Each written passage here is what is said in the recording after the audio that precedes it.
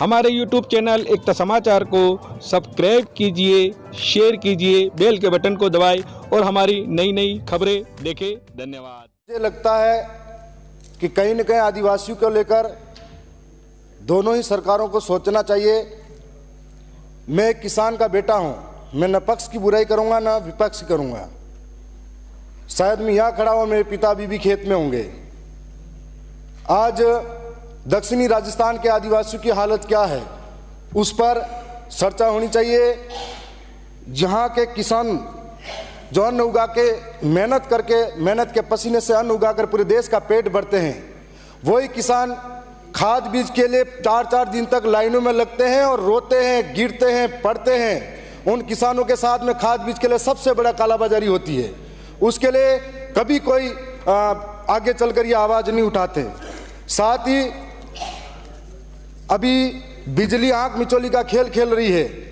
Motor चालू करके किसान खेत के अंतिम छोर पर जाता है और मोटर बंद हो जाती है, बिजली चली जाती है, कभी आती है कभी जाती है और कोई निश्चित समय नहीं है। उसके लिए लोड सेटिंग के नाम पर जो बिजली कटौती की जा रही है उसका ना तो प्रचारण वाले अधिकारी और ना ही वितरण वाले अधिकारी संतोषप्रद जवाब दे पाते हैं। जो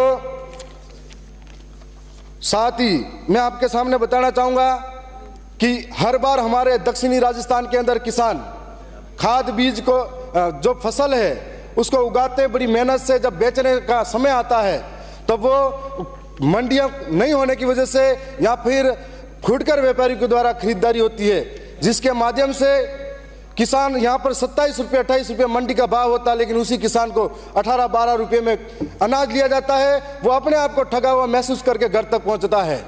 मैं दूसरी और बात कहना चाहूँगा कि ये जो पूरे 5 साल के अंदर पेपर लीक और पेपर रद्द, ये शब्द सबसे ज़्यादा अगर किसी को दर्द हुआ होगा मेरे जैसे नौजवान ने झेला होगा, दक्षिणी राजस्थान के नौजवान ने झेला होगा।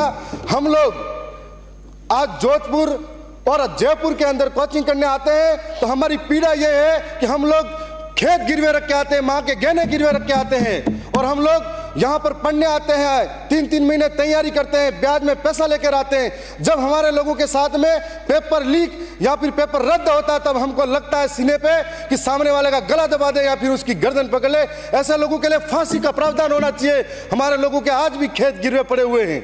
यह बात हम लोग कहना चाहते हैं कि आज ये सरकार से भी उम्मीद है कि आने वाले समय में पेपर लीक जैसा शब्द और पेपर रद्द जैसा शब्द हमारे सामने नहीं आए।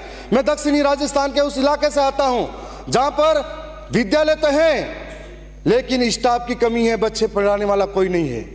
हम लोग इस पीड़ा को समझते हैं कि वहां पर हम लोग मुकाबला करते हैं तो कैसे मुकाबला कर सकते हैं सीकर जयपुर जैसे सिटी में रहने वाले बच्चों का। माननीय अध्यक्ष महोदय, एक तरफ समाप्त करें। माननीय अध्यक्ष महोदय, मैं पहली बार बोलने खड़ा हुआ, थोड़ा आपका संरक्षण चाहूंगा। उतना ही उनकी पार्टी की व्यवस्था है, आप बिराजे।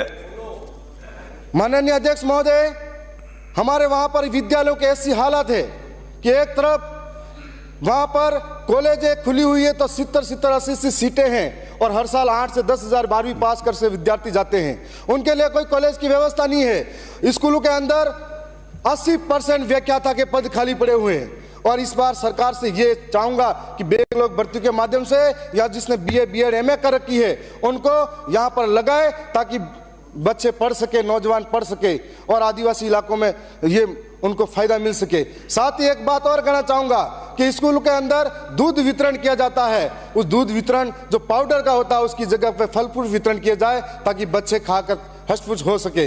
और आप सब ने मुझे टाइम दिया, मैं उसके लिए आपका धन्यवाद करता हूँ।